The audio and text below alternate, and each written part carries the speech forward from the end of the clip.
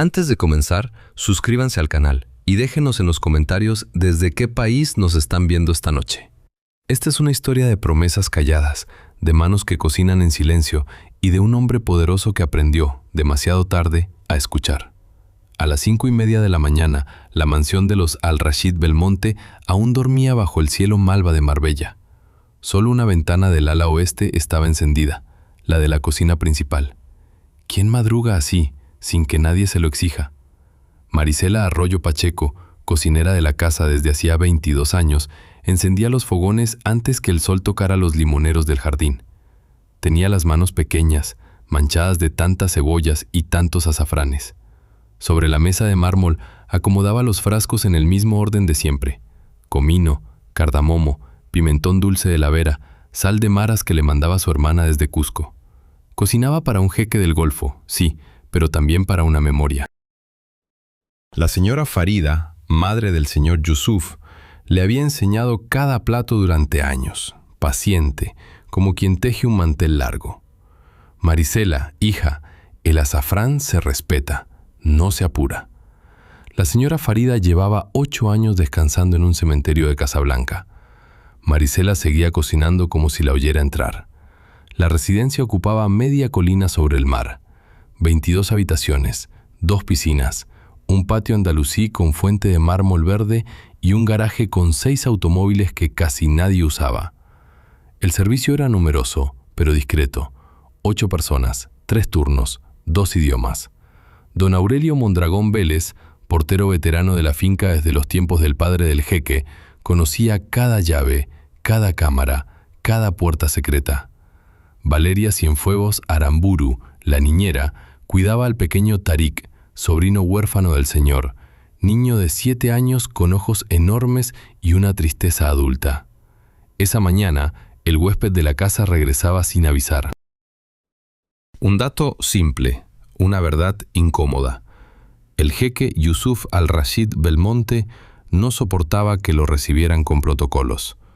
Aterrizaba, entraba y exigía silencio. «Señora Marisela», dijo don Aurelio asomándose a la cocina con su uniforme planchado, «el señor llegó del aeropuerto de Málaga hace 40 minutos. Viene con humor de tormenta». «¿Comió en el vuelo?» «No quiso. El piloto me contó que estuvo callado toda la travesía». Marisela asintió sin alarma. Sabía leer a Yusuf como se lee una receta vieja. Cuando volvía así de Dubái, había problemas con los socios. Cuando volvía así de Casablanca, había problemas con la familia. Esta vez, los 2 vuelos se mezclaban en una sola escala. Mala señal. Preparó un café cardamomo, espeso, y un plato pequeño de dátiles rellenos de almendra. Lo llevó ella misma al despacho del ala este. Tocó 2 veces. No hubo respuesta. Entró igual, porque la señora Farida le había enseñado: cuando un hombre calla mucho, hay que entrarle con comida tibia. El jeque estaba de pie frente al ventanal, 46 años, traje de lino arrugado por el viaje, barba corta, ojeras de mármol. No se volvió. «Déjelo ahí, Marisela». «Señor, el niño preguntó por usted anoche». «Después». Una palabra basta para herir, si se dice con cansancio. Marisela dejó la bandeja, bajó la mirada y salió. En el pasillo se cruzó con Rodrigo Mondragón Salas, administrador general del patrimonio Al-Rashid en Europa, primo lejano de don Aurelio y, según los papeles, compadre de bautismo del propio jeque. Llevaba 15 años en el puesto. Vestía siempre de gris perla y sonreía con los labios cerrados. «Señora Marisela», dijo con esa cortesía que no calienta, «hoy hay reunión a las 11. No quiero interrupciones de cocina». «Tendrá lo que pida, señor administrador. Y por favor, ese olor a comino, modérelo. A los abogados de Madrid les marea». Marisela contestó con un movimiento de cabeza y siguió. No discutía con Mondragón nunca. Hacía años había aprendido que aquel hombre medía a las personas por el espacio que ocupaban, no por lo que valían, y ella, en su contabilidad, no ocupaba casi nada. En la cocina la esperaba Valeria con el pequeño Tarik de la mano. El niño venía descalzo, en pijama, con un libro de cuentos árabes bajo el brazo. Se subió al banco alto sin pedir permiso. «Mari, ¿hoy hay tu pan?» Hoy hay tu pan, mi vida. ¿El tío está enojado? El tío está cansado. No es lo mismo. Tarik asintió como si entendiera la diferencia. Era un niño que entendía demasiadas cosas. Sus padres habían muerto 2 años atrás en un accidente de helicóptero entre Tánger y Gibraltar. Desde entonces vivía bajo la tutela del jeque, su único pariente directo. La tutela era legal, sí, pero el cariño venía de otra parte. Venía de la cocina. Marisela le puso delante un vaso de leche tibia con miel y un trozo de pan recién horneado. Mientras el niño comía, ella sacó del bolsillo del delantal un pañuelo de seda color marfil, bordado con 2 iniciales en hilo de oro, FB. Era el pañuelo que la señora Farida le había regalado el día antes de morir en Casablanca, con una frase que Marisela repetía mentalmente cada amanecer: si un día le pasa algo a mi nieto, búscame en este bordado, hija. Todo lo que importa está cosido aquí dentro. Marisela nunca lo había abierto, no se había atrevido. Pensaba que era una metáfora de viuda, una manera de decir mi cariño está contigo. Lo guardaba como reliquia, lo llevaba siempre. Acarició la tela con el pulgar, la dobló y la devolvió al bolsillo. Afuera, las gaviotas comenzaban a girar sobre el tejado. El día prometía calor seco y reunión larga. Nada anunciaba, en apariencia, que esa misma noche todo iba a romperse. Pero la señora Farida lo había dicho una vez, mientras pelaba habas en este mismo banco. Las casas grandes, Marisela, se caen siempre por la cocina. La reunión de las 11 se alargó hasta las 3 de la tarde. ¿Qué se discutía? Oficialmente la venta de 2 hoteles en Sicilia y la reestructuración del fideicomiso familiar. Extraoficialmente, otra cosa. El futuro patrimonial del pequeño Tarik, único heredero directo de la rama difunta de los Al-Rashid Belmonte. Marisela no entendía de fideicomisos, entendía de cordero. A las 2:30 envió al comedor formal una bandeja con tajine de cordero al membrillo, cuscús de 7 vegetales, ensalada de naranja con aceitunas negras y un postre de leche de almendra que había sido el favorito de doña Farida. Lo sirvió Valeria, que esa tarde reemplazaba a la mesera titular, ausente por una cita médica. 10 minutos después, un grito atravesó el pasillo. Después, un golpe seco. Después, silencio. Marisela salió a la cocina con el delantal puesto y entró al comedor sin tocar. El cuadro era simple y terrible. La fuente de tajín estaba volcada sobre la mesa de roble inglés.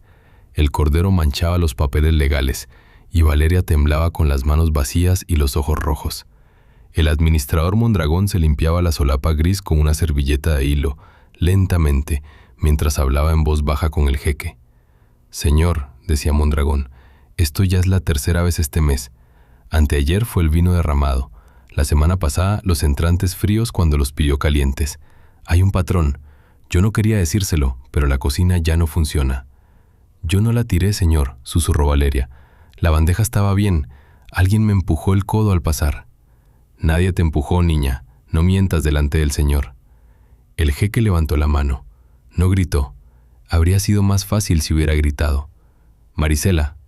«Diga, señor. ¿Quién cargó esa bandeja?» «La cargó Valeria, señor, pero la preparé yo». «La responsabilidad es mía». «¿Y por qué no estaba la mesera de siempre?» «Tenía cita en el hospital, señor. Le di permiso esta mañana. Pensé que no sería necesario molestarlo con eso». Mondragón intervino con esa suavidad que cortaba más que un cuchillo. «Señor Yusuf, con todo respeto, la señora Marisela toma decisiones que no le corresponden. Da permisos, cambia horarios, modifica menús. Hace años que opera la casa como si fuera suya, y los abogados de Madrid hoy han visto un espectáculo lamentable. Habrá que reconsiderar». Yusuf miró a Marisela. La miró largo, como quien busca a alguien dentro de otra persona. Marisela sostuvo la mirada sin orgullo y sin súplica. Una verdad incómoda. El jeque venía de una junta donde se le había sugerido, con cifras concretas, que la planta de personal de la residencia costaba demasiado. 320.000 euros al año. Mondragón había dejado caer semanas atrás que la cocinera principal cobraba un sueldo desproporcionado para el oficio.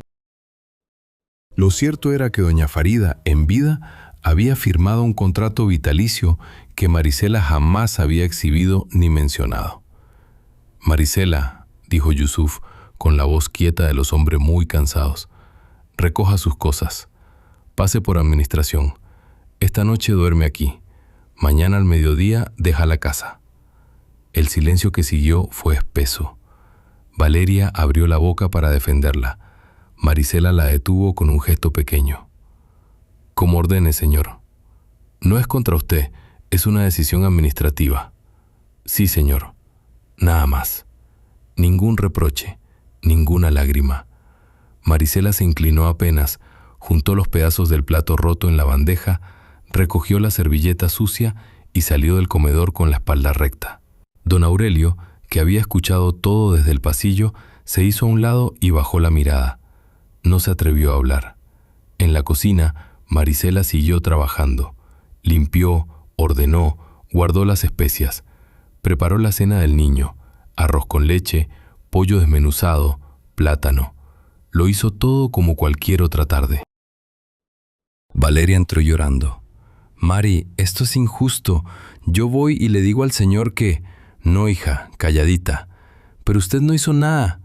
«Hice mucho, 22 años, nadie me los quita, y al señor hoy no le entra razón. Mañana sí, pero entonces ya es tarde para los gritos y temprano para las disculpas. Hay que esperar». «¿Y el niño?». Marisela tardó en contestar. Esa era la única pregunta que dolía. «Al niño lo cuidas tú, mi vida, como lo hemos cuidado siempre, y le dices, cuando pregunte, que la Mari fue a visitar a su mamá un tiempo. No le mientas más, solo eso». Subió a su cuarto de servicio en el ala norte. Una cama, un armario, una mesilla con una fotografía de su madre y una de doña Farida, las dos del mismo tamaño en marcos iguales. Empacó en una maleta pequeña 3 uniformes, 2 vestidos de calle, el rosario, el libro de recetas escrito a mano y, envuelto en papel de seda, el pañuelo bordado con las iniciales FB. Lo desenvolvió, lo miró. Por primera vez en 8 años sintió la urgencia de abrirlo, de buscar lo que doña Farida había dicho que estaba cosido por dentro.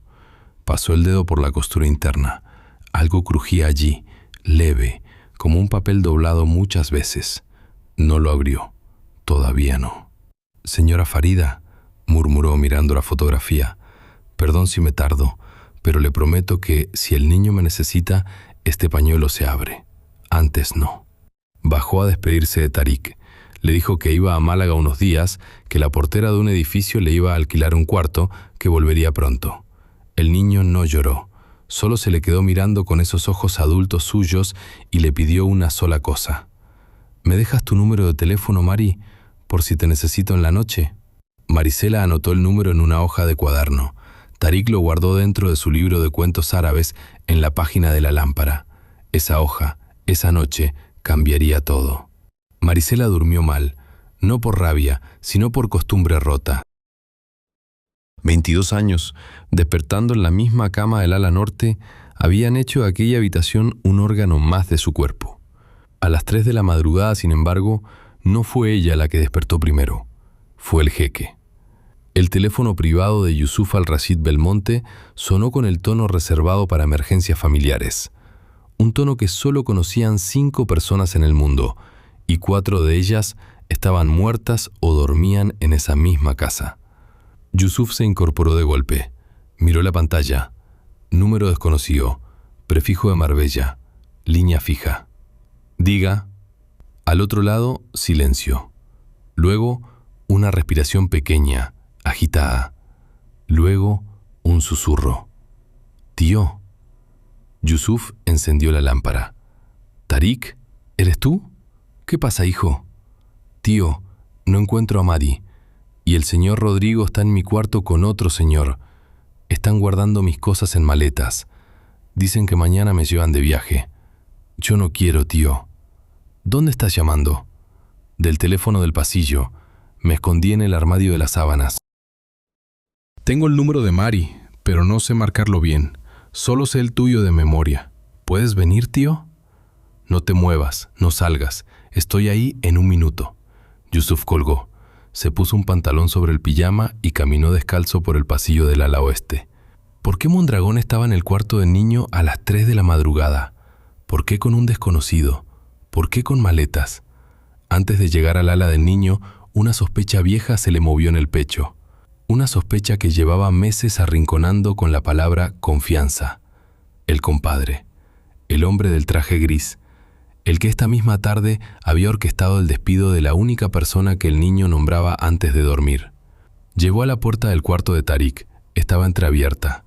Adentro, 2 hombres movían cosas. Reconoció a Mondragón de espaldas. El otro, un sujeto alto, calvo, de chaqueta oscura, no era del servicio. Llevaba un maletín diplomático sobre la cama del niño. «Señor administrador», dijo Yusuf sin levantar la voz. ¿Qué hace en el cuarto de mi sobrino a esta hora? Mondragón se volvió. Su sonrisa cerrada, la de siempre, se le congeló 2 segundos. Solo 2. Luego se recompuso. «Señor Yusuf, qué bueno que despertó. Iba a avisarle por la mañana. Hay una emergencia con la documentación del niño. El señor es el doctor Esquivel, notario de Madrid. Hay que adelantar un viaje a Casablanca para regularizar la herencia materna. Mañana mismo. El vuelo sale a las 9. Yo no autoricé ningún viaje. Está en el acta de la reunión de hoy. ¿Usted firmó?» «Yo firmé un acta sobre Sicilia, no sobre el niño. Hubo un anexo, señor. Lo discutimos. Quizá, con el cansancio del viaje, no lo recuerde bien». El falso notario miró a Mondragón. Mondragón miró al falso notario. Yusuf vio esa mirada y entendió, en ese instante exacto, lo que llevaba 2 años sin querer ver. Entró al cuarto. Abrió el armario de las sábanas. Tarik estaba acurrucado entre las toallas, abrazando su libro de cuentos árabes. Tenía la cara mojada de lágrimas calladas. Cuando vio a su tío, no corrió. Se quedó quieto, como si todavía dudara de cuál de los 2 hombres era el verdadero peligro. Yusuf cayó de rodillas. No fue gesto, fue cuerpo. Las piernas no le respondieron. Se arrodilló frente al armario, abrió los brazos y el niño se le metió dentro sin decir palabra. Lo abrazó fuerte, sintiendo el corazón pequeño golpeando contra su pecho como un pájaro asustado. «Perdóname, hijo», murmuró, «perdóname». Luego, sin soltar al niño, levantó la mirada hacia Mondragón. Habló bajo, con una voz nueva, una voz que el administrador no había oído nunca en 15 años. «Señor Esquivel, o como se llame, salga de mi casa ahora. Y usted, compadre, queda relevado de toda función hasta nuevo aviso. Don Aurelio lo acompañará a la puerta. Mañana a primera hora hablaremos con mis abogados de verdad. Señor Yusuf, está usted alterado. Esto es un malentendido. Salga». Don Aurelio apareció en el umbral, en pijama y bata, alertado por las voces. Yusuf le hizo una seña. El viejo portero, que llevaba 40 años en la finca y había aguantado en silencio a 3 generaciones de Al-Rashid Belmonte, asintió con una dignidad que no necesitaba palabras. Acompañó al falso notario y al administrador hasta la puerta principal. Cerró el portón, echó la cadena. Anuló las claves biométricas de Mondragón desde la garita en menos de 3 minutos, protocolo de seguridad que el propio Mondragón había redactado y que ahora se le aplicaba. Yusuf llevó al niño a su propio cuarto, lo acostó a su lado, lo cubrió con la manta y le acarició el pelo hasta que se durmió.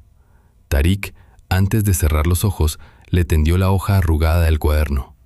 «Este es el número de Mari, tío, para que la llames mañana, por favor». Yusuf tomó la hoja. La dobló con cuidado, como se dobla una sentencia que uno mismo ha firmado por error. La metió en el bolsillo del pijama y se quedó mirando el techo.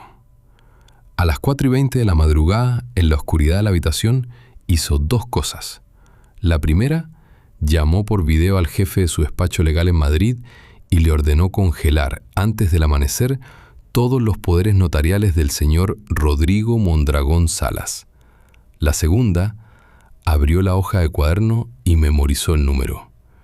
Maricel había escrito, debajo de las cifras, con su letra redonda de maestra rural: «Señora Farida, cumplí lo que prometí. Su nieto sabe llamar». Esa frase la había escrito para el niño, pero la leyó Yusuf y entendió que era para él. Hay decisiones que parecen rápidas y vienen en realidad de muy lejos. Para entender por qué doña Faría Belmonte de Al-Rashid había confiado en una cocinera mexicana más que en su propio yerno político, hay que volver al invierno del 2003 en Casablanca. Faría tenía 58 años y un cáncer recién diagnosticado. Su hijo Yusuf trabajaba en Londres. Su hija menor, Laila, madre del pequeño Tarik aún no nacido, vivía entre Tánger y Gibraltar con un marido al que Farida nunca terminó de aprobar. La señora viajaba sola entre 3 países, sin tolerar enfermeras profesionales. Decía que las enfermeras la miraban como si ya estuviera muerta. Fue entonces cuando, en un viaje a Veracruz para visitar a una vieja amiga del colegio francés, conoció a Marisela. La cocinera trabajaba en una hacienda restaurada del Totonacapan, atendiendo a una familia de viticultores. Tenía 32 años, era viuda reciente y no tenía hijos. Su marido, capataz, había muerto en un accidente con una trilladora. Marisela cocinaba como rezan los conventos antiguos, en voz baja, sin estridencias, con respeto por la materia. Doña Faría cenó 3 noches en aquella hacienda. La tercera noche pidió hablar con la cocinera en privado. La invitación fue simple. «Hija, me quedan pocos años. Mi familia es ruidosa y mi casa está llena de gente que sirve por dinero. Yo necesito a alguien que cocine, por respeto. Le pago el doble. Le doy contrato vitalicio. Le pido una sola cosa. Si algún día yo me muero y mi nieto queda en manos extrañas, usted lo cuida con la misma seriedad con la que cocina». Marisela aceptó, no por el sueldo, aceptó porque doña Farida la había mirado a los ojos durante la entrevista, y nadie, ni siquiera su difunto marido, la había mirado así. Se mudó a Marbella esa misma primavera, aprendió árabe doméstico, cocina marroquí, protocolos de hospitalidad del Golfo, se ganó el respeto del personal y la indiferencia educada de la familia. En el 2016, doña Farida ya estaba muy enferma. Una tarde llamó a Marisela a su tocador en la mansión de Casablanca y le entregó un pañuelo de seda color marfil bordado con sus iniciales en hilo de oro. F. B. Farida Belmonte. Lo había bordado ella misma cuando era niña, en el colegio francés. Este pañuelo, Marisela, no es un recuerdo, es un sobre. ¿Un sobre, señora? Por dentro le cosió un papel. No lo abra nunca por curiosidad. Ábralo solo si mi nieto, alguna vez, queda sin protección. Si Yusuf falla, si Laila muere, si mi yerno se vuelve loco, si el compadre Rodrigo se vuelve avaro. Cualquier de esos 4 escenarios. Usted abre el bordado y entrega el papel al notario que ahí se nombra. ¿Me lo promete? Se lo prometo, señora. Y otra cosa, no le diga a nadie que existe este pañuelo, ni a Yusuf. Sobre todo, no a Yusuf. Mi hijo es bueno, pero es lento para ver a la gente. Confía en quien le sonríe. Y aquí, en estos años, hay alguien que le sonríe demasiado. Doña Farida murió 4 meses después. Marisela viajó al entierro y volvió a Marbella sin decir nada. Guardó el pañuelo en la mesilla de su cuarto de servicio. Lo lavó 2 veces al año, a mano, con jabón neutro. Nunca lo abrió. En el 2023, Laila y su marido murieron en el accidente de helicóptero. El pequeño Tarik, de 5 años, pasó automáticamente a la tutela de Yusuf. Marisela esperó, esa noche, sentada en su cuarto, con el pañuelo entre las manos. Esperó la señal. La señal no llegó. Yusuf, devastado, asumió al niño con cariño. El compadre Mondragón ofreció gestionar todo lo administrativo. Todo parecía estar en orden. Pero los siguientes 2 años fueron lentos y oscuros. Marisela notó cosas pequeñas, carpetas que salían y entraban del despacho a horas raras, visitas de notarios desconocidos, llamadas en árabe que Mondragón cortaba cuando ella servía café. Un día encontró, en la papelera del despacho, un borrador de poder notarial donde el nombre del niño aparecía como menor bajo tutela compartida del señor Mondragón Salas en caso de incapacidad sobrevenida del señor Al-Rashid Belmonte. Quemó el papel en el fogón. No dijo nada. ¿A quién se lo iba a decir? Esa fue, quizá, su única falta, no haber hablado antes. Pero Marisela era de la escuela vieja. No denunciaba sospechas, esperaba pruebas. La prueba llegó la noche en que Tarik llamó a su tío desde el armario de las sábanas. Mientras Yusuf abrazaba al niño dormido en su cama, Marisela, en un cuarto alquilado del centro de Málaga, no podía dormir. Sentía algo en el pecho, una presión vieja. Encendió la lámpara, sacó el pañuelo de su maleta y lo desplegó sobre la mesa. Lo miró largo. ¿Era el momento? ¿O era solo su miedo de mujer despedida? Doña Farida le había dicho, si su nieto queda sin protección. El niño tenía un tío que lo quería. No era el momento. Y, sin embargo, no podía dormir. Algo le decía que la red se estaba cerrando ya. Hizo lo único que pudo hacer esa madrugada. Se arrodilló junto a la cama, puso el pañuelo entre las manos juntas y rezó por el niño. Le pidió a doña Farida una señal. A las 7:30 de la mañana sonó su teléfono. Era un número que no conocía. Contestó. «¿Señora Marisela Arroyo Pacheco?» «Soy yo. Le habla Yusuf Al-Rashid Belmonte. Necesito hablar con usted hoy mismo, en persona». «Donde usted me diga». Marisela tardó 3 segundos en responder. Apretó el pañuelo. Lo apretó como si doña Farida estuviera al otro lado de la mesa, asintiendo. «En el café de la Plaza de las Flores, señor, a las 11». Antes de ir al café, Yusuf hizo 2 cosas que en 15 años no había hecho nunca. Entró solo al despacho del administrador, sin permiso, y abrió la caja fuerte de Mondragón con el código maestro que se reservaba el dueño de la casa. Pocos hombres ricos conocen el código maestro de sus propios empleados. Yusuf, por suerte, era uno de ellos. Doña Farida se lo había hecho memorizar a los 20 años, en una cena en Casablanca, con una sola frase. «Las casas grandes, hijo, se caen siempre por la cocina o por el despacho. Aprende los 2 códigos». La caja fuerte se dio al tercer intento. Dentro había 5 carpetas de tapa dura, ordenadas por color. Yusuf las extendió sobre el escritorio. Don Aurelio, a su lado, montaba guardia con la discreción de un soldado viejo. El despacho legal de Madrid, conectado por videollamada en silencio, observaba cada movimiento para validar la legalidad del registro.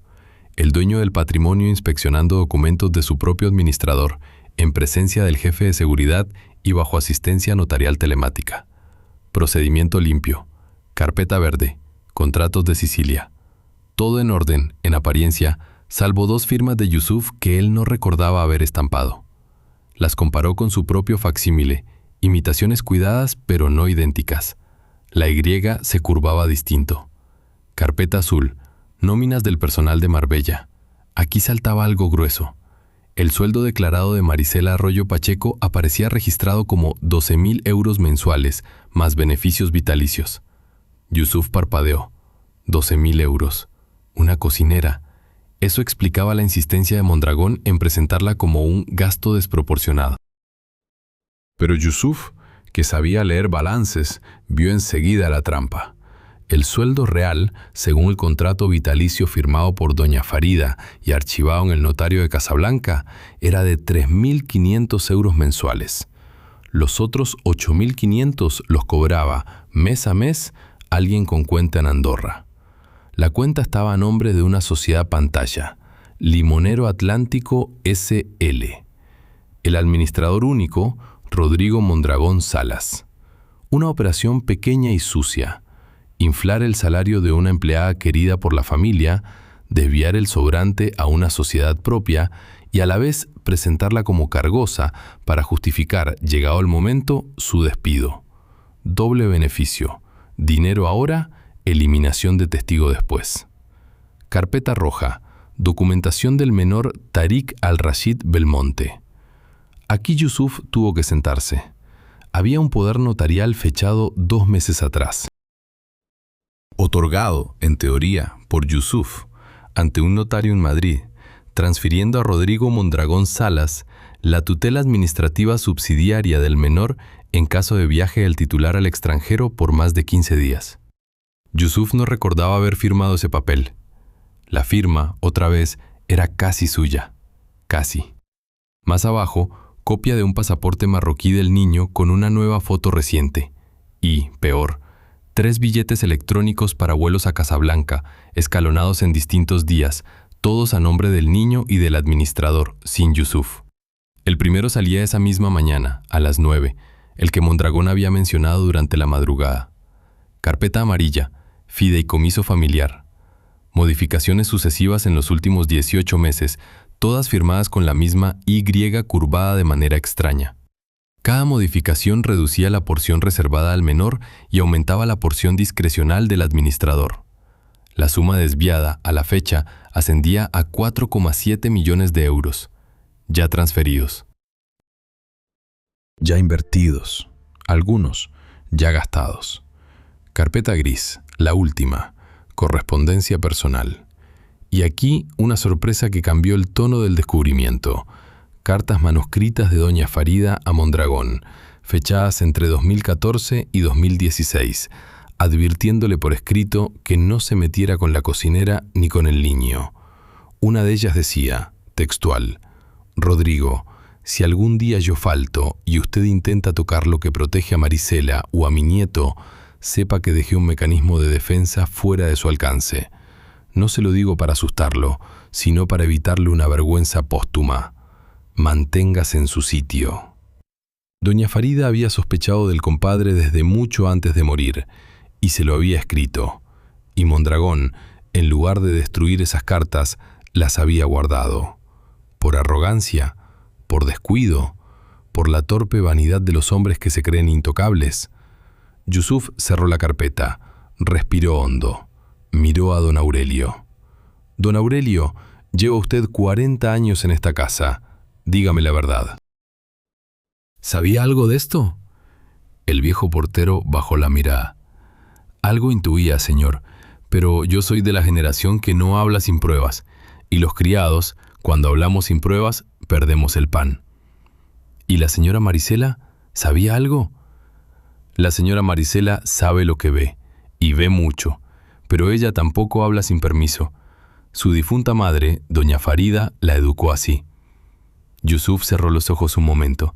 Se vio a sí mismo, la tarde anterior, ordenando el despido de la única persona que doña Farida le había dejado como vigía silenciosa. Sintió vergüenza. No la dramatizó, la guardó adentro donde duele bien. Don Aurelio, convoque a las 9 al despacho legal completo. Suspenda los vuelos del niño con la aerolínea, alegando emergencia médica. Active el protocolo de protección del menor con el equipo de seguridad. Y, por favor, comuníqueme con el notario de Casablanca, el señor Mahmoud Ben Said, que era el de confianza de mi madre. Sí, señor. Y otra cosa. Si el señor Mondragón intenta entrar a esta casa, no se lo permita. Si protesta, dele esta carpeta verde, abierta, y dígale que se siente en el portón a esperar a la policía. Sí, señor. A las 10:30, Yusuf salió de la mansión en un coche sin distintivos. Conducía él mismo. Llevaba en el asiento del copiloto una caja con copias certificadas de las 5 carpetas, una tarjeta de débito a su nombre con saldo suficiente y la hoja arrugada del cuaderno donde Marisela había anotado su número. A las 11 en punto, el coche se detenía frente al café de la Plaza de las Flores, en el casco antiguo de Málaga. Bajó. Llevaba puesto un traje de lino gris, sin corbata, sin reloj de oro, sin ninguna de las marcas habituales de su poder.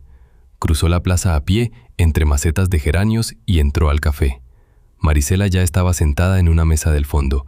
Tenía las manos sobre la mesa, encima de un pañuelo blanco doblado en 4. Lo miró entrar sin levantarse. No le sonrió. No le frunció el ceño. Le indicó la silla enfrente con un gesto pequeño. «Buenos días, señora Marisela». «Buenos días, señor». «¿Quiere tomar algo? Yo invito». «Un café con leche, gracias, pero pago yo el mío». Yusuf no insistió. Pidió 2 cafés con leche y un vaso de agua. Esperó a que la camarera se alejara. Entonces, sin preámbulo, colocó sobre la mesa la hoja arrugada del cuaderno. Anoche, a las 3 de la madrugada, mi sobrino llamó a este número. No supo marcarlo bien. Llamó al mío. Me dijo que el señor Mondragón estaba en su cuarto haciéndole maletas para sacarlo del país. Me dijo que la buscaba usted. Marisela bajó los ojos. Apretó el pañuelo doblado. ¿Está bien el niño, señor? Está dormido en mi cama, con don Aurelio en la puerta. Está bien. Gracias a Dios. Quiero pedirle perdón, señora Marisela. La despedí ayer sin escucharla. cometí una injusticia. Vengo a ofrecerle, primero, mis disculpas. Segundo, su puesto, si lo quiere. Tercero, una conversación. Marisela levantó la mirada. No había rencor en sus ojos, pero tampoco facilidad. Las disculpas las acepto, señor. El puesto lo pensaré. La conversación, dígamela. Yusuf le contó, sin adornos, lo que había encontrado en la caja fuerte. Los contratos falsificados, el sueldo inflado, el poder notarial sobre el niño, los vuelos a Casablanca, los 4,7 millones desviados, las cartas de doña Farida. Le habló con la voz baja de los hombres que descubren tarde algo que les habían anunciado a tiempo. Marisela escuchó todo sin interrumpir.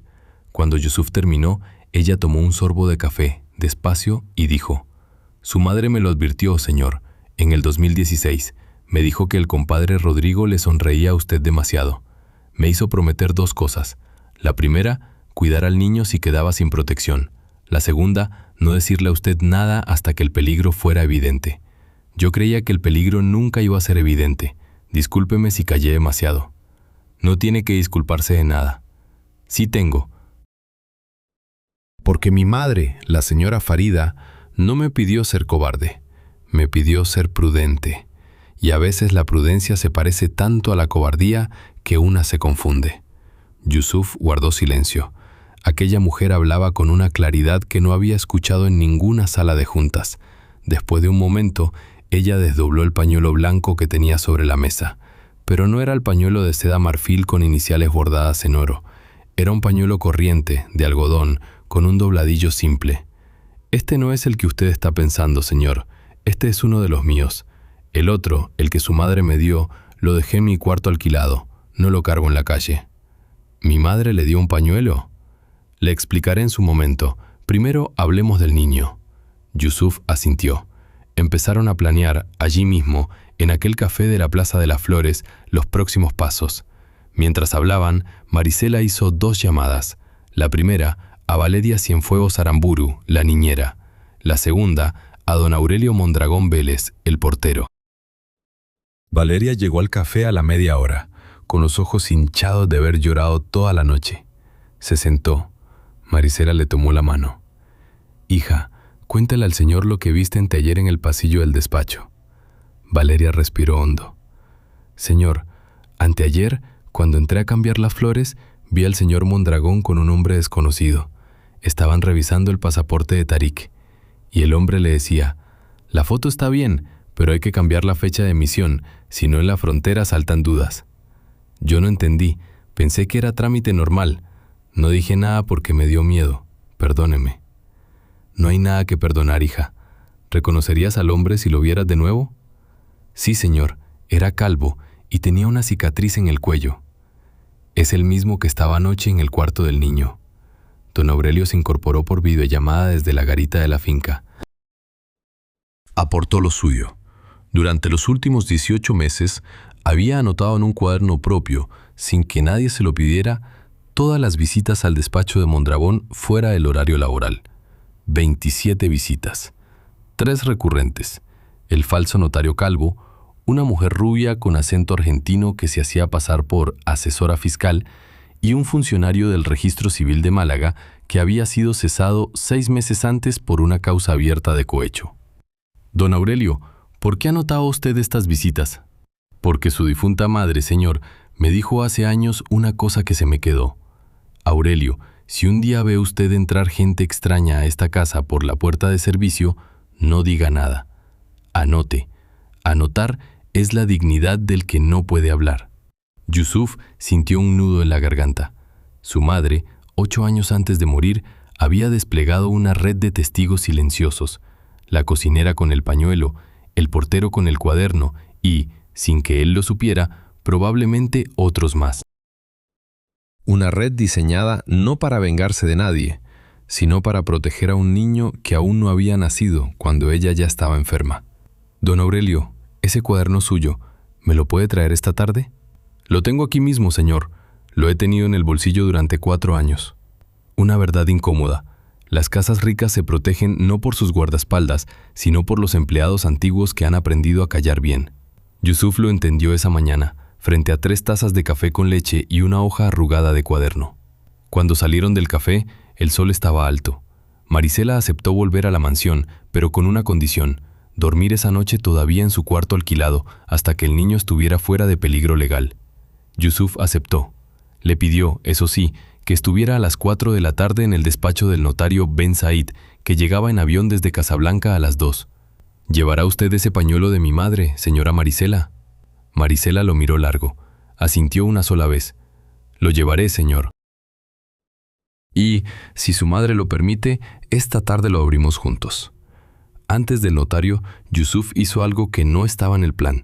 Después del café, acompañó a Marisela hasta el portal de su cuarto alquilado.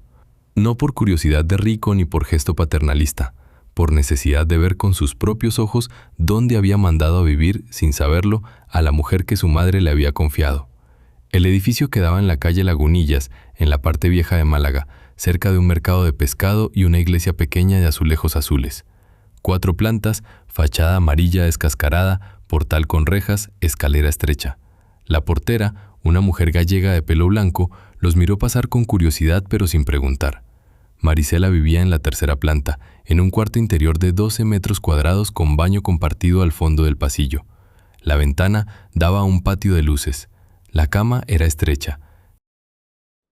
Sobre una mesilla de madera, un crucifijo, las 2 fotografías de siempre, la madre y doña Farida, y una vela apagada. Yusuf se quedó en el umbral, no entró. «Señora Marisela, ¿anoche durmió usted aquí?» «Anoche, señor, no dormí. Recé». «¿Cuánto cuesta esta habitación?» 450 euros al mes, con derecho a cocina los lunes y los jueves. Yusuf no dijo nada. Apretó la mandíbula. Después de 22 años de cocinarle a los Al-Rashid Belmonte, después de haber sido apartada en menos de 5 minutos por una bandeja caída, Marisela había aterrizado en 12 metros cuadrados sin protestar. Hizo el cálculo automático, el que hace siempre la cabeza de los hombres acostumbrados a las cifras. Una de las botellas de vino tinto de su bodega valía más que 3 meses de alquiler de aquella habitación. «Recoja el pañuelo, por favor. La espero abajo». Marisela entró sola, cerró la puerta, se acercó a la maleta, sacó el paquete de papel de seda, desenvolvió el pañuelo de seda color marfil. Lo miró por unos segundos largos, volvió a envolverlo y se lo metió en el bolsillo interior del abrigo, contra el pecho. Bajó. Yusuf la esperaba en la calle, junto al coche. Le abrió la puerta del copiloto. Marisela vaciló. «Señor, una empleada no se sienta adelante». «Hoy no es usted empleada, hoy es la albacea moral de mi madre. Suba, por favor». Marisela subió. El coche enfiló por la avenida hacia las afueras, en dirección al despacho del notario español, donde a las 4 los esperaría también el señor Ben Said, recién llegado de Casablanca. Durante el trayecto, Yusuf habló poco, Marisela menos. Hubo, sin embargo, un momento en que él rompió el silencio. «Señora Marisela, le voy a preguntar una sola cosa y le pido que me conteste sin cuidarme». «Diga, señor, ¿por qué mi madre confió en usted más que en mí?» Marisela tardó. Miró por la ventana las hileras de bugambillas que pasaban a un lado de la carretera. Después contestó: «Su madre no confió en mí más que en usted, señor. Confió en mí de manera distinta. A usted le confió la casa, los negocios, el nombre. A mí me confió la cocina, el niño y el silencio. Cada quien recibió lo que sabía cargar. ¿Y yo sabía cargar lo mío? Usted lo cargó como pudo, señor. Su madre no esperaba perfección, esperaba responsabilidad. Y por eso me puso a mí como red, por si alguna vez la responsabilidad le pesaba demasiado». Yusuf asintió sin contestar. Aquella conversación, en otro contexto, hubiera sonado a reproche. En boca de Marisela sonaba a explicación clínica, como quien describe un mecanismo doméstico. Llegaron al despacho del notario español, en el barrio de la Malagueta, a las 3:40. El notario, don Bernardo Iturralde Cienfuegos, los recibió con la formalidad que correspondía. Era de los pocos profesionales que aún utilizaban el usted con todo el mundo, incluso con su propia secretaria. Los hizo pasar a la sala de juntas. Sobre la mesa había agua mineral, 2 vasos, un grabador y un acta en blanco. A las 4 en punto entró el señor Mahmoud Ben Said, 70 años, traje oscuro, gafas redondas, una carpeta de cuero gastada bajo el brazo. Saludó a Yusuf con un abrazo breve y respetuoso. A Marisela la saludó con una inclinación profunda de cabeza, como se saluda a una autoridad. Señora Arroyo, su nombre figura en los archivos privados de la señora Farida Belmonte desde el 2003. He esperado este día casi 20 años. Marisela se inclinó también, despacio. Buenas tardes, señor notario. Se sentaron. Don Bernardo abrió el acta. Ben Said abrió la carpeta. Yusuf colocó sobre la mesa las 5 carpetas que había sacado de la caja fuerte de Mondragón: verde, azul, roja, amarilla, gris. Las extendió como naipes. Señores notarios, antes de iniciar el procedimiento, quiero declarar formalmente lo siguiente. He descubierto en el día de hoy que mi administrador general, el señor Rodrigo Mondragón Salas, ha falsificado mi firma en al menos 7 documentos. Ha desviado 4,7 millones de euros del fideicomiso de mi sobrino y planeaba sacar al menor del país sin mi consentimiento.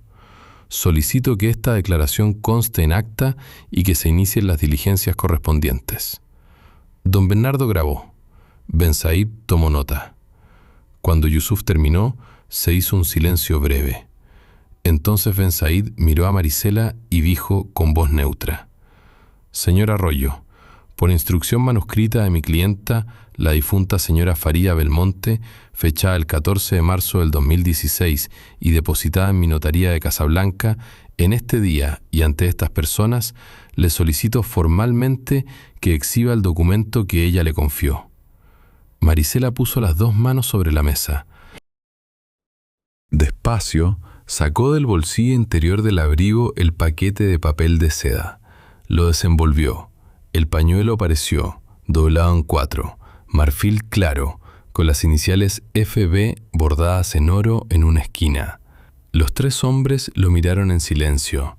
Era un pañuelo viejo, sí, pero el silencio que produjo en aquella sala no fue de tela, fue de promesa cumplida. Señor Arroyo, dijo Ben Said, ¿desea usted abrirlo o prefiere que lo haga yo? Lo abro yo, señor. Es la primera vez en 8 años que me autorizo a hacerlo. Marisela tomó unas tijeras pequeñas que don Bernardo le tendió. Buscó, con la yema del dedo, la costura interna que había palpado tantas veces sin abrir. Cortó hilo por hilo, con la paciencia de quien desilvana un bordillo. Adentro había, en efecto, un papel doblado muchas veces. Lo sacó con cuidado. Lo extendió sobre la mesa, alisándolo con la palma. Era una carta manuscrita en árabe, con traducción jurada al castellano adjunta en una segunda hoja. Igre, grapada al reverso, una llave pequeña, dorada, con un número grabado, el 47. Don Bernardo leyó la traducción en voz alta, despacio, para que constara en grabación. Mientras en el despacho de Iturralde se leía la carta de doña Farida, el señor Rodrigo Mondragón Salas no estaba sentado en el portón de la mansión esperando a la policía, como Yusuf había imaginado.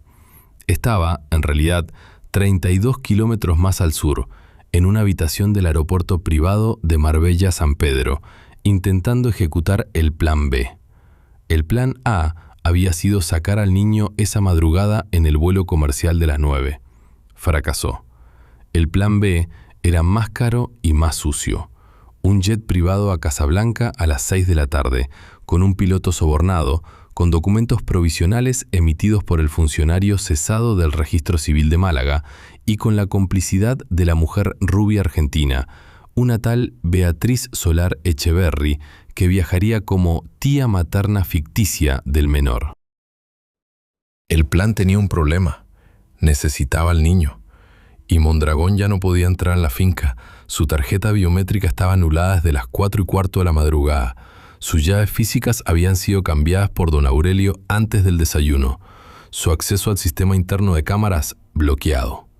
El compadre, en 15 años, nunca había imaginado que algún día sería tratado como un extraño. A las 5:15, Mondragón hizo una llamada que sería, después, una pieza clave del expediente penal. Llamó al jefe de cocina del personal de servicio, un joven cubano llamado Eddie, contratado 6 meses atrás directamente por él, sin pasar por Marisela. Lo había puesto allí, pacientemente, como agente propio. Eddie, hoy, a las 5:30, llevas al niño a dar un paseo por el jardín, sin niñera. Inventa lo que quieras. Lo sacas por la puerta del huerto. Yo te espero en la camioneta blanca con matrícula de Marbella. Si lo haces, hay 50.000 euros para ti, en efectivo, esta noche. ¿Y si el señor Yusuf pregunta? El señor Yusuf está en el notario hasta las 7. No va a preguntar. ¿Y la señora Valeria? Le das una excusa, que el niño quería un helado, lo que sea. Eddie colgó, y sin que Mondragón lo supiera, marcó inmediatamente otro número, el de don Aurelio. No porque Eddie fuera un héroe, porque la noche anterior, después de que se anularan las claves biométricas de Mondragón, don Aurelio había convocado a todo el personal a las 7 de la mañana en el patio andalusí. Les había explicado, sin adornos, la situación, y les había hecho una oferta clara. El que se quede leal a esta casa conservará su puesto. El que tenga compromisos con el señor Mondragón, hable ahora y se irá con su finiquito completo y sin denuncia. El que escoja un tercer camino se atendrá a las consecuencias. Eddie esa mañana había hablado. Había confesado a don Aurelio que lo habían contratado para vigilar a Marisela y al niño. Había llorado. Y había aceptado convertirse, durante las próximas 24 horas, en agente doble bajo control del despacho legal. Por eso, a las 5 menos cuarto, cuando Mondragón le ofreció los 50.000 euros, Eddie reportó la conversación entera. Don Aurelio activó el protocolo, llamó al jefe de la unidad de menores de la Policía Nacional de Marbella, con quien el despacho legal de Yusuf ya había hablado por la mañana. A las 5:20, 2 vehículos sin distintivos estaban estacionados a 200 metros de la puerta del huerto, fuera de la línea de visión. A las 5:30, Eddie salió del ala de servicio con Tarik de la mano. El niño llevaba puesta una gorra y comía una galleta. Caminaron por el jardín lateral, entre los limoneros, hasta la puerta del huerto. Eddie abrió. Afuera, en efecto, esperaba la camioneta blanca. Mondragón estaba al volante, con gafas oscuras. «Sube al niño rápido», dijo Mondragón. «Tú al asiento de atrás, yo conduzco». Eddie hizo subir a Tarik al asiento trasero, le puso en cinturón con cuidado, le susurró: «No tengas miedo, mi niño», y cerró la puerta. No subió él. Dio 2 pasos hacia atrás y levantó la mano derecha. Era la señal. En 15 segundos, los 2 vehículos indistintivos cerraron la calle por delante y por detrás. 4 agentes bajaron. Mondragón intentó arrancar. Un agente abrió la puerta del conductor y lo bajó sin violencia, con la calma profesional de quien ha hecho esto 100 veces. Le pusieron las esposas, le leyeron sus derechos. Otro agente abrió la puerta de atrás y sacó a Tarik con un abrazo suave. El niño no lloró. Miró a Eddie, miró a los policías, miró el cielo. Preguntó solo una cosa: ¿está mi tío? «Tu tío viene en 15 minutos, mi niño», dijo el agente, «y la señora Mari también». Mondragón, esposado, se volvió hacia Eddie y le escupió: «Traidor». Eddie contestó con una serenidad que sorprendió hasta a los policías: «Señor, traidor es el que se queda con lo que no le toca. Yo solo me quedo con mi sueldo». A las 6:15, en el despacho de Iturralde, Yusuf recibió la llamada. El niño estaba a salvo. Mondragón detenido. La mujer rubia argentina interceptada en el jet privado en el momento exacto en que ofrecía un sobre con $, al piloto. El falso notario calvo, identificado en circuito cerrado del aeropuerto y con orden de búsqueda emitida. Marisela, que estaba terminando de leer la carta de doña Farida, levantó la mirada del papel cuando Yusuf colgó. ¿El niño? «El niño está bien. Lo llevan a casa con don Aurelio». Marisela cerró los ojos un segundo. Después los abrió, miró el pañuelo bordado sobre la mesa y dijo, en voz muy baja, como hablando consigo misma: «Señora Farida, ya está. Cumplí». Don Bernardo, el notario, carraspeó y volvió a la lectura. Quedaba aún la parte más importante de la carta, la llave número 47. La carta de doña Farida no era larga. 5 párrafos, escritos a mano en árabe culto, con tinta azul oscuro. La versión castellana, certificada por traductor jurado y conservada en la notaría de Ben Said desde el 2016, decía así, en parte: Yo, Farida Belmonte de Al-Rashid, en pleno uso de mis facultades, declaro lo siguiente.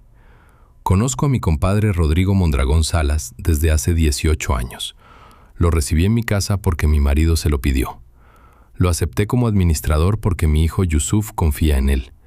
Pero he visto, en estos años, signos que mi hijo no ha querido ver. He visto cómo elige a los empleados que dependen de él, cómo aparta a los que dependen de la familia, cómo gestiona los gastos como si fueran propios.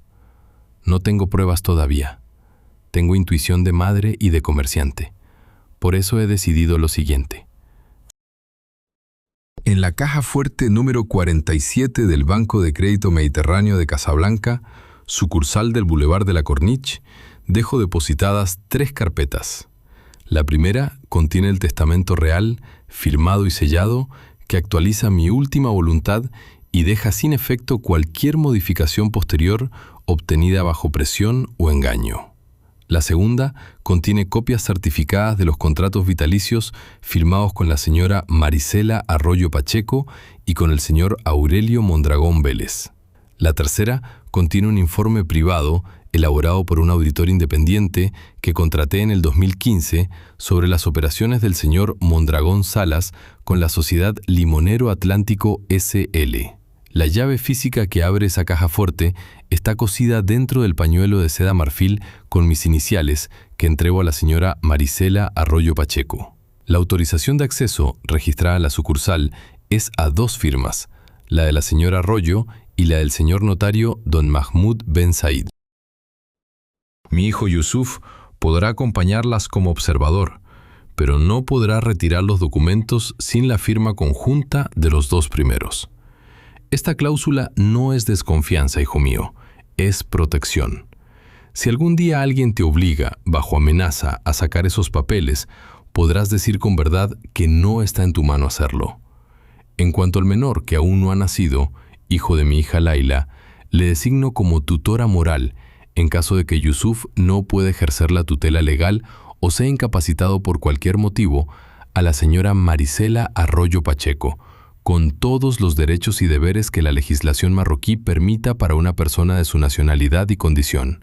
Esta designación no busca reemplazar a la familia, busca garantizar que el niño nunca quede en manos de extraños sin un afecto previo que lo proteja. Que Dios los acompañe a todos. Firmado, Farida Belmonte de Al-Rashid. Casablanca, 14 de marzo del 2016. Cuando don Bernardo terminó de leer, en la sala se hizo un silencio largo. Yusuf tenía los codos en la mesa y la frente apoyada en las manos. Marisela miraba la llave dorada con el número 47 todavía agrapada al reverso del papel. Ben Said cerró su carpeta de cuero. «Señor Al-Rashid», dijo el notario marroquí, «esta carta, junto con los documentos depositados en la caja 47, anula por completo todas las modificaciones del fideicomiso firmadas a partir del 2016, es decir, anula prácticamente toda la obra del señor Mondragón y deja sin efecto también el supuesto poder notarial sobre el menor. ¿Cuándo podemos abrir la caja, señor Ben Said?» «Mañana mismo, si la señora Arroyo está dispuesta a viajar a Casablanca. Yo coordino con el banco». Marisela se enderezó. «Estoy dispuesta, señor notario, pero antes le pido permiso al señor Al-Rashid para que el niño me acompañe». «El niño la acompaña a usted siempre, señora Marisela», dijo Yusuf sin levantar la cabeza. «Y, si me lo permite, yo también». Marisela asintió. Salieron del despacho a las 8 de la noche. Marbella entraba en esa hora azul en que el mar se vuelve violeta y las terrazas se llenan de turistas. Yusuf condujo de regreso a la mansión. Marisela aceptó, esta vez, dormir en su antiguo cuarto del ala norte. No por sí misma, dijo, sino porque el niño la había pedido 3 veces antes de la cena. En la mansión nos esperaban don Aurelio, Valeria y el pequeño Tarik. El niño corrió hacia Marisela y se le abrazó a la cintura. No dijo nada. Solo se quedó allí unos segundos, con la cara apretada contra el delantal. Marisela le acarició el pelo. «Ya estoy, mi vida». «¿No te vas?» «No me voy hasta que tú me digas que ya puedes solo». Esa noche en la cocina, Marisela preparó lo que cada uno había pedido: pollo desmenuzado con arroz para el niño, una sopa de lentejas para don Aurelio, una tortilla francesa para Valeria y para el señor Yusuf lo que él pidió con voz baja después de mucho dudar: el tajín de cordero al membrillo que su madre le hacía los viernes en Casablanca. Yusuf cenó solo, en el comedor pequeño, frente al ventanal del jardín. Cuando Marisela entró a retirar el plato, vio que el señor había llorado mientras comía. No comentó, no preguntó. Recogió el plato vacío, lo llevó a la cocina y antes de fregarlo, lo miró un instante a contraluz. Era el mismo modelo del plato que se había roto la tarde anterior, el plato que había desencadenado todo. Al día siguiente, viajaron a Casablanca. Marisela llevó el pañuelo de seda marfil en el bolsillo interior del abrigo. Llevó también, doblada, la hoja arrugada del cuaderno donde había anotado su número de teléfono para Tarik. Esa hoja había salvado al niño. Marisela la guardó como reliquia. En el banco del Boulevard de la Corniche, la caja número 47 se abrió a las 11:30 de la mañana, en presencia de la señora Arroyo, el señor Ben Said y, como observador, el señor Al-Rashid. Dentro había, en efecto, 3 carpetas. Todo coincidía con la carta: el testamento real, los contratos vitalicios, el informe del auditor del 2015, con nombres, cifras y fechas que, 8 años antes, ya documentaban con precisión quirúrgica lo que Mondragón había hecho después con impunidad. Doña Farida, desde mucho antes de morir, había construido la sentencia. De vuelta en España, el proceso siguió su curso con la lentitud digna de la justicia europea. No hubo escándalo en la prensa, porque Yusuf Al-Rashid Belmonte detestaba los titulares. Hubo, en cambio, una sucesión ordenada de actos jurídicos que, en menos de 4 meses, dejaron a Rodrigo Mondragón Salas sin patrimonio, sin libertad y sin nombre social. La denuncia formal se presentó en la Fiscalía Provincial de Málaga el lunes siguiente al regreso de Casablanca. La encabezaron 3 firmas: la del señor Al-Rashid Belmonte como denunciante principal, la de la señora Arroyo Pacheco como tutora moral del menor afectado y la del señor Iturralde Cienfuegos como notario fedatario. Se acompañó la denuncia con un anexo de 214 documentos. El fiscal, un hombre serio de 50 años, llamado Joaquín Esteves Mendizábal, leyó el expediente en una tarde y abrió, esa misma noche, diligencias previas por 6 delitos: falsedad documental, estafa agravada, apropiación indebida, tentativa de sustracción de menor, blanqueo de capitales y asociación ilícita. Mondragón pasó las primeras 72 horas en calabozos de la Comisaría Central de Marbella. Luego, en sede judicial, la jueza decretó prisión provisional sin fianza, atendiendo al riesgo de fuga, tenía pasaporte de 3 países, y al riesgo de destrucción de pruebas. La mujer rubia argentina, Beatriz Solar Echeverry, se acogió a una conformidad colaborativa. Declaró todo lo que sabía a cambio de una reducción de pena. Sus declaraciones permitieron identificar a otros 3 cómplices: el falso notario Calvo, un antiguo procurador inhabilitado llamado Esteban Carriedo Lobos, el funcionario cesado del registro civil y un banquero de Andorra que había facilitado las operaciones de Limonero Atlántico S.L. Las cuentas de la sociedad Pantalla fueron congeladas en 15 días. La cooperación entre la Fiscalía Española, la Unidad de Inteligencia Financiera de Andorra y la Autoridad Marroquí del Mercado de Capitales permitió recuperar 3,9 millones de los 4,7 desviados. El resto, gastado en propiedades y automóviles, fue incautado y subastado posteriormente para reponer la diferencia. Yusuf, en paralelo, hizo algo que sus abogados desaconsejaron por puro instinto profesional. Ofreció a todos los empleados de la finca, sin excepción, un complemento salarial retroactivo correspondiente a los meses en que Mondragón había desviado fondos. Eddie, el joven cubano, recibió su finiquito completo, una carta de recomendación firmada por el propio Yusuf y la libertad de quedarse en la casa o irse. Eligió quedarse, esta vez como segundo de cocina bajo las órdenes directas de Marisela. A don Aurelio, el portero veterano, Yusuf le entregó algo más simbólico pero no menos importante: la copia certificada del contrato vitalicio que doña Farida le había firmado en el 2005 y que el propio don Aurelio no sabía que existía. El portero, al leerlo, lloró sin disimulo por primera vez en 40 años. Señor, su madre me protegió sin decírmelo. Mi madre nos protegió a todos sin decírnoslo, don Aurelio. Esa fue su manera de querer. A Marisela, Yusuf no le ofreció nada inmediato. Le pidió, en cambio, una reunión formal en el despacho, con presencia del notario Iturralde, una semana después de la denuncia. Marisela acudió con el delantal todavía atado, porque venía directamente de preparar el almuerzo del niño. Señora Marisela, aquí, ante el señor notario, le propongo lo siguiente. Diga, señor. Primero, la devolución de los 8.500 euros mensuales que el señor Mondragón le robó durante los últimos 4 años, sumando un total de 408.000 euros. Esta cifra ya está en una cuenta a su nombre. Es suya. Señor, yo no necesito esa cantidad. No es cuestión de necesidad, señora. Es cuestión de justicia. Ese dinero era suyo según el contrato firmado por mi madre. Aceptarlo no es codicia, es respeto a la palabra empeñada. Marisela calló. Asintió una sola vez. Don Bernardo dejó constancia. Segundo, la constitución, antes de fin de año, de la Fundación Farida Belmonte de Al-Rashid, con sede en Marbella, capital inicial de 3 millones de euros, dedicada a financiar la educación universitaria de los hijos del servicio doméstico que trabajen en residencias particulares de la Costa del Sol. Le propongo a usted asumir la dirección general de esta fundación, con un sueldo equivalente al que cobraba como cocinera principal, más la libertad total de criterio en la selección de los becarios. Marisela tardó más esta vez. Miró por la ventana del despacho.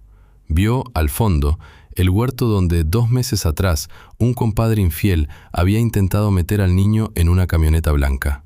¿Podré seguir cocinando, señor? ¿Cómo dice? Le pregunto si, además de dirigir la fundación, podré seguir cocinándole al niño los desayunos y las cenas, porque si la respuesta es no, no acepto. Yusuf sonrió por primera vez en 4 meses, una sonrisa pequeña, contenida, pero real. La respuesta es sí, señora Marisela. La respuesta es sí. Entonces acepto. Tercero, la adopción legal del menor Tariq Al-Rashid Belmonte por parte mía, con renuncia expresa a cualquier tutela compartida, y la designación, dentro del marco español, de la señora Arroyo Pacheco como madrina legal del menor, con derechos de visita, decisión escolar y custodia subsidiaria en caso de incapacidad mía. Eso, señor, no es propuesta. Eso es una promesa que su madre me hizo hace casi 20 años. La acepto sin discusión. Don Bernardo levantó la pluma del acta, miró a uno, miró al otro. Era un notario veterano, había visto muchas cosas, pero pocas con la limpieza moral de aquella tarde. Conste en acta entonces. 4 meses después, Mondragón fue condenado en sentencia de primera instancia a 12 años de prisión, multa equivalente al total defraudado e inhabilitación absoluta de por vida para cargos de administración patrimonial. El falso notario a 8 años. El funcionario cesado a 6. La rubia argentina, en virtud de la conformidad, a 3 años con suspensión condicional. El banquero de Andorra fue extraditado y juzgado aparte. Limonero Atlántico S.L. quedó disuelta y sus activos absorbidos por la nueva fundación. Ni un solo titular de prensa salió en grande. Ni un solo discurso público se pronunció. Justicia serena, sin gritos, como doña Farida la había imaginado. La mansión de Marbella cambió de espacio. No por reformas, por presencias. El despacho del ala este, antes ocupado por Mondragón, fue dividido en 2. Una mitad pasó a ser sala de juntas del patrimonio familiar, gestionado ahora por un consejo de 3 profesionales independientes seleccionados por concurso. La otra mitad se convirtió en oficina de la Fundación Farida Belmonte de Al-Rashid, con escritorio sencillo, 2 sillas, un archivador y una fotografía enmarcada de la fundadora en su jardín de Casablanca. Marisela trabajaba allí cada mañana, de 8 a 11. Vestía ya no uniforme, sino vestido de calle, y un broche pequeño con las iniciales FB, regalo de Yusuf el día de la firma. Recibía a las familias candidatas con la misma seriedad con la que antes recibía un cordero crudo. Estudiaba a la madre, al padre, al hijo, al expediente escolar, a las recomendaciones de los empleadores. No buscaba a los más brillantes, buscaba a los más sostenidos por su gente. A las 11 dejaba la oficina y bajaba a la cocina. Allí, hasta las 2, cocinaba para el niño y para los pocos comensales habituales. Eddie, el joven cubano, ya no preparaba menús, los ejecutaba bajo las indicaciones de Marisela. Aprendió en 6 meses lo que en otras escuelas se aprende en 6 años. La señora Arroyo era exigente, pero corregía sin humillar. Eddie, el azafrán se respeta, no se apura. Eddie entendió enseguida que aquella frase no era suya, era una herencia. Don Aurelio, ya con 72 años, redujo sus turnos. Yusuf le ofreció jubilarse con pensión completa. El viejo portero contestó que prefería trabajar 3 días por semana porque la casa, cuando uno se va del todo, deja de quererlo a uno. Aceptaron un esquema mixto. Su sobrino segundo, un muchacho de 25 años llamado Ismael, entró como aprendiz bajo su mando. La portería se convirtió, en silencio, en otra escuela, la del cuaderno donde se anota lo que no se puede decir. Valeria Cienfuegos Aramburu fue ascendida a Coordinadora General de Atención al Menor. Estudió, con cargo a la Fundación, un grado de Psicología Infantil en la Universidad de Málaga. Acudía a clases 3 tardes por semana y volvía cargada de libros y de preguntas. Tarik, que ya tenía 8 años, le ayudaba a estudiar haciéndole de paciente imaginario. Yusuf, por su parte, redujo en 2/3 sus viajes. Vendió uno de los hoteles de Sicilia, conservó el otro y abrió en Marbella un pequeño centro de coordinación legal para hijos del servicio doméstico que sufrieran abusos contractuales o sucesorios.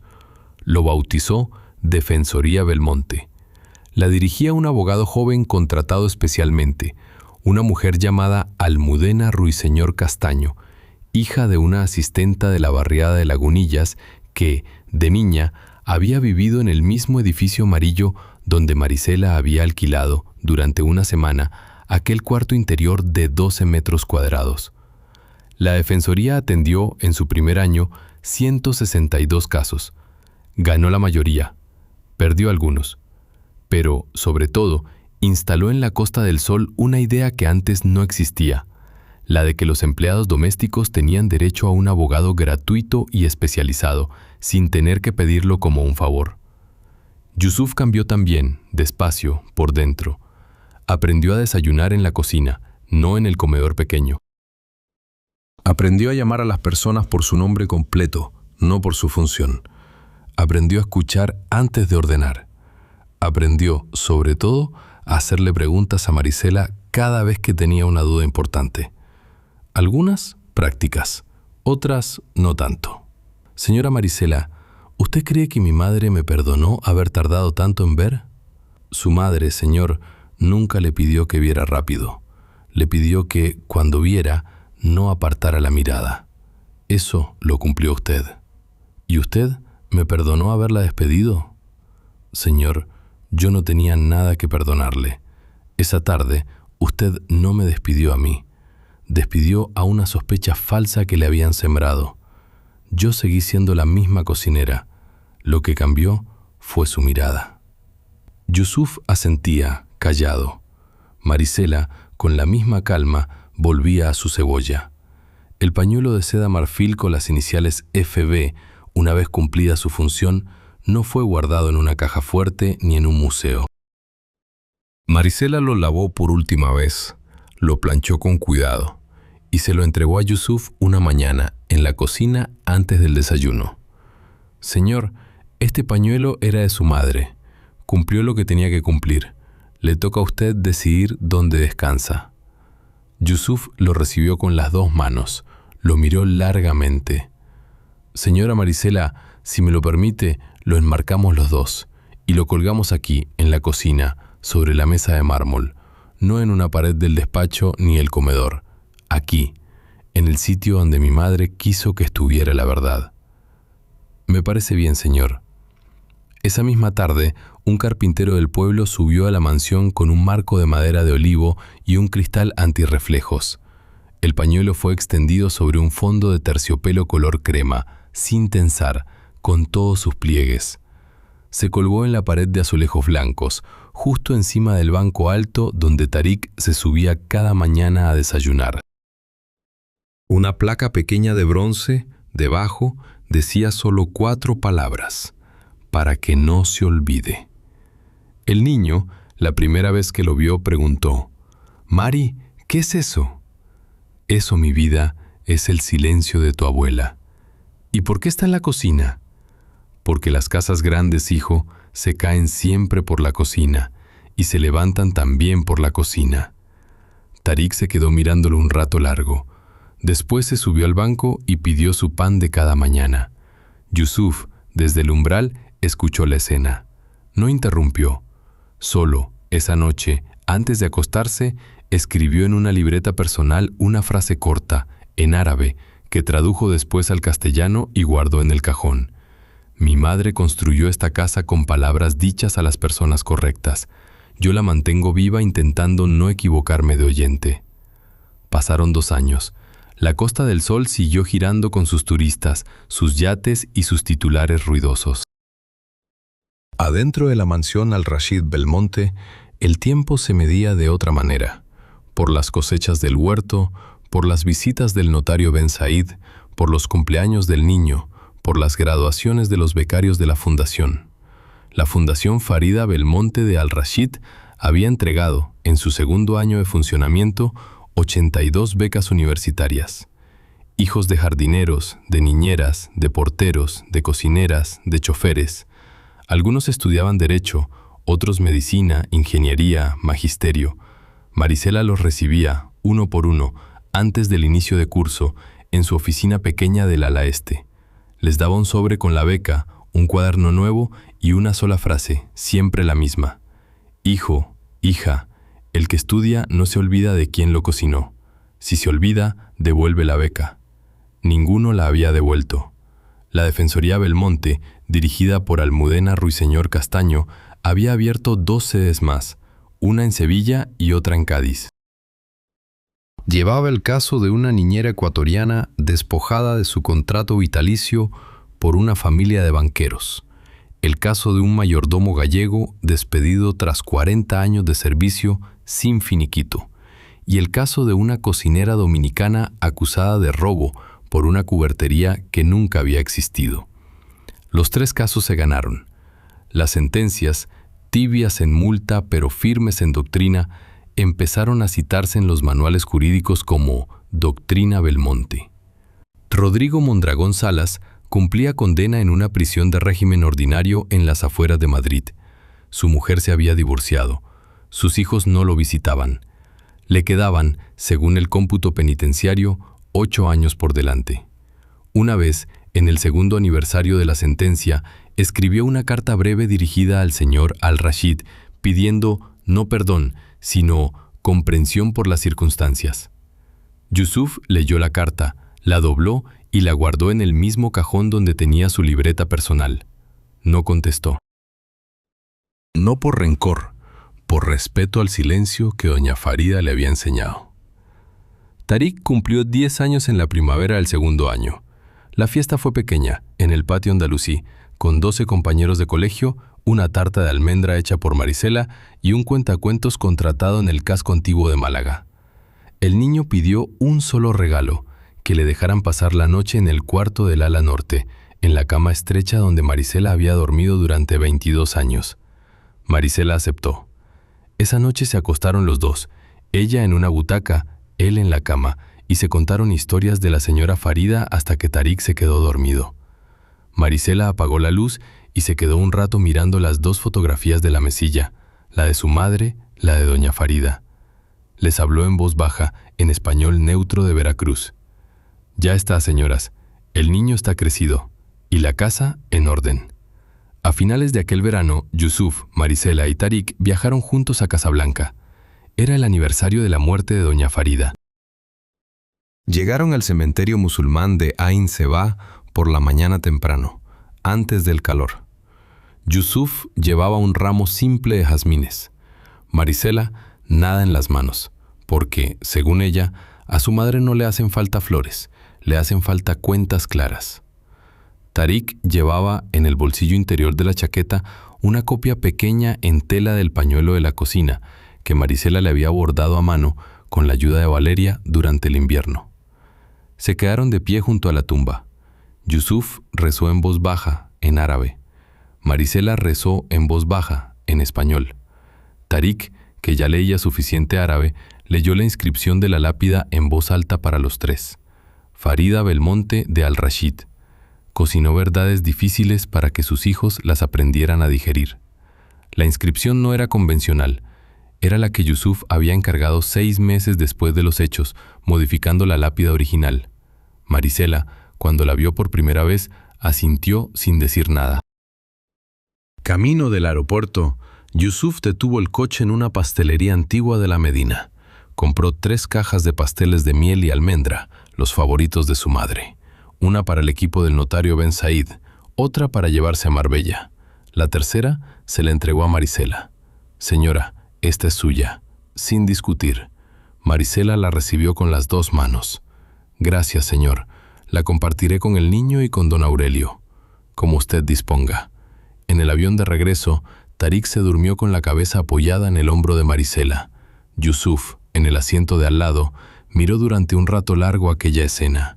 Era una escena pequeña, doméstica, ordinaria, y, sin embargo, contenía todo lo que importaba.